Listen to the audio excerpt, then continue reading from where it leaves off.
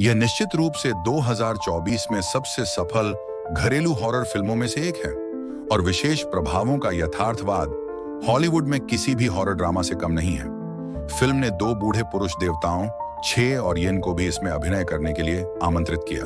कहानी थाईलैंड के एक निर्जन क्षेत्र में एक रहस्यमय जंगल में होती है। भूख से मरने से बचने के लिए सांग ने अपनी सुरक्षा की परवाह किए बिना अजगर में अपनी मुट्ठी डाल दी। 9 दिन बाद एक विशाल अजगर उनका दोपहर का भोजन बन गया। इससे भी अधिक आश्चर्यजनक बात यह है कि सांग ने वास्तव में अजगर का मांस कच्चा खाया। जब वे खेल का आनंद ले रहे थे तब उन्हें नहीं पता था कि खतरा चुपचाप आ रहा है। अचानक एक बड़े पीले अजगर ने लड़के को काट लिया।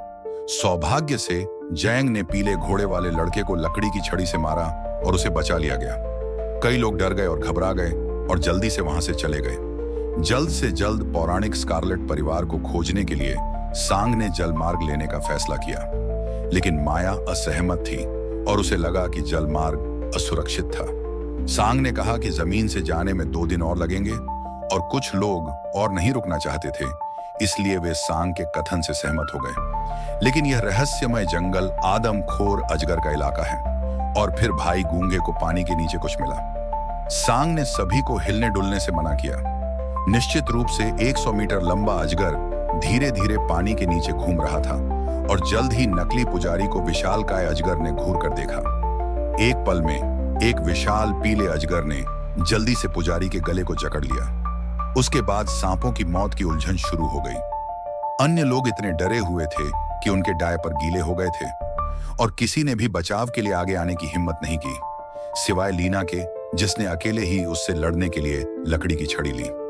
लीना, जिसके पास लड़ने की कोई शक्ति नहीं थी, पीले अजगर के सामने बिल्कुल भी नहीं थी और सांग ने न केवल बचाव के लिए जाना छोड़ दिया, बल्कि पुजारी को पीले अजगर के मुंह में भोजन बनते हुए भी देखा।